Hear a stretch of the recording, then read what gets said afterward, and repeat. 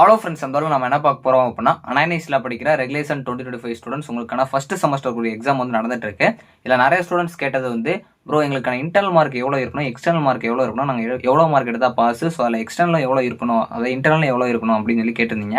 இதை நான் regulation 2022 already upload பண்ணிட்டேன். ஸோ இருந்தாலும் இப்போ உங்களுக்கு தனியாகவே நான் அப்லோட் பண்ணி காட்டுறேன், ஏன்னா உங்களுக்கு புரியாது. ஸோ அதனால் கிளியராக நான் எக்ஸ்பிளைன் பண்ணிடுறேன். ஸோ வாங்க வீடியோக்குள்ள போகலாம்.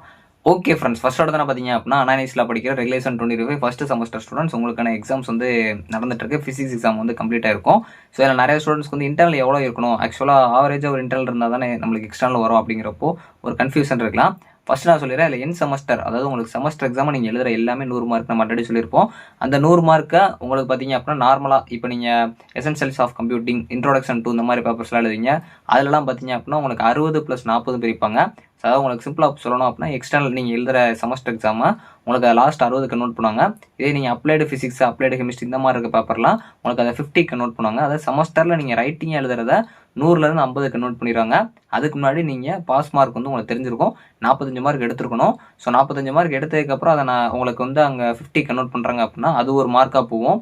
இல்லை வந்து நீங்கள் நார்மலாக 60 + 40 அப்படின்னு சொல்லி பிரிக்கிறாங்க அப்படின்னாலும் அதை வந்து நீங்கள் 100 மார்க் 45 மார்க் எடுத்ததுக்கப்புறம் அதை உங்களுக்கு கன்வெர்ட் பண்ணுறப்போ அது 27 மாறும். அந்த கன்வெர்ட் ப்ராசஸ்லாம் வந்து நான் உங்களுக்கு சொன்னேன்னா குழப்பம், அதனால் இப்போதைக்கு தெரிஞ்சு வச்சுக்கோங்க. இப்போ நிறைய ஸ்டூடெண்ட்ஸ் வந்து இன்டர்னல் அப்போ என்னோட ஆவரேஜாக எவ்வளோ இருக்கணும் அப்படின்னு கேட்டிங்கன்னா, ஸோ நார்மலாக உங்களுக்கு நான் ஃபஸ்ட்டு காட்டுறேன். அதாவது காமனாக இப்போ ஒரு எக்ஸாமுக்கு நீங்கள் எசென்ஷியல்ஸ் ஆஃப் கம்ப்யூட்டிங் இந்த மாதிரி பேப்பர்ஸில் எழுதுறீங்க அப்படின்னா 60 + 40 பிரிப்பாங்க.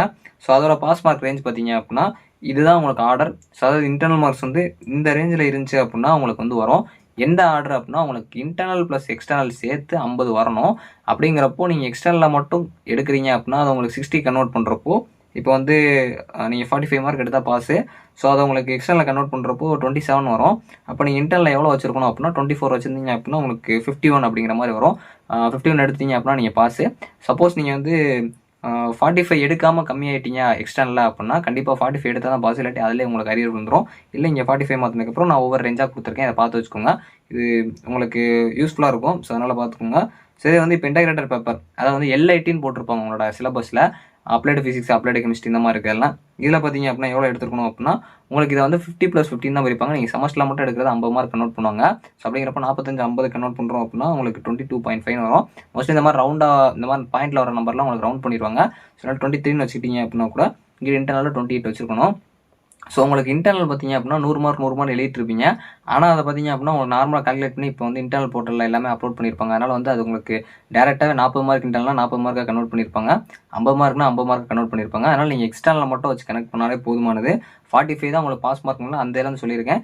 அதுலேருந்து கொஞ்சம் கொஞ்சமாக கம்மியாகும். சப்போஸ் இப்போ நீங்கள் வந்து இன்டர்னலில் வந்து கம்மியாகவே இருந்தீங்க அப்படின்னாலும் உங்களுக்கு எக்ஸ்டர்னல் அதிகமாக இருக்கிறப்போ அது ஜஸ்ட்டு கூட்டினா 50 வந்தாலே போதும். இல்லை நிறைய ஸ்டூடெண்ட்ஸ் வந்து இன்டர்னலில் மார்க்கே இல்லை அப்படின்னா என்ன ஆகும் கேட்குறீங்க. மோஸ்ட்லி இன்டர்னலில் மார்க் இருக்கணும், அது வந்து சேர்க்குறப்போ உங்களுக்கு 50% வரணும். இன்டர்னலில் மார்க்கே இல்லை அப்படின்னா அது என்னாவும் தெரில, ஆனால் கண்டிப்பாக அது அரியர் விழுறதுக்கு நிறைய சான்சஸ் இருக்குது. ஸோ உங்களுக்கு மார்க்ஸ் இன்டர்னலில் கம்மியாக இருந்தாலும் பிரச்சனை கிடையாது, அது கூட்டினா கூட நீங்கள் எக்ஸ்டர்னல் அதிகமாக எடுத்துக்கலாம். மார்க்கே இல்லைன்னா அது கண்டிப்பாக அரியர் விழுறதுக்கு சான்ஸ் இருக்குது. ஸோ இந்த வீடியோ உங்களுக்கு புரிஞ்சிருக்கும்னு நினைக்கிறேன். இது கால்குலேட் பண்ணி காட்டினா உங்களுக்கு புரியாது, அதனால் சிம்பிளாக அந்த டேபிள் மட்டும் பார்த்து வச்சுக்கோங்க. ஸோ நான் ரீசெண்டாக நவம்பர் டிசம்பர் 25 ரெகுலேஷன் 20 ஆரம்பிக்கிறப்ப தான் இதை போட்டிருந்தேன். இருந்தாலும் உங்களுக்கும் கேட்டுட்டு இருந்தனால இதை பார்த்துக்கோங்க. ஸோ அது வேறு இது வேறெல்லாம் கிடையாது, உங்களுக்கு காமனாக இந்த பேட்டர்ன்லாம் ஒரே மாதிரி தான் இருக்கும். தேங்க்ஸ் ஃபார் வாட்சிங்.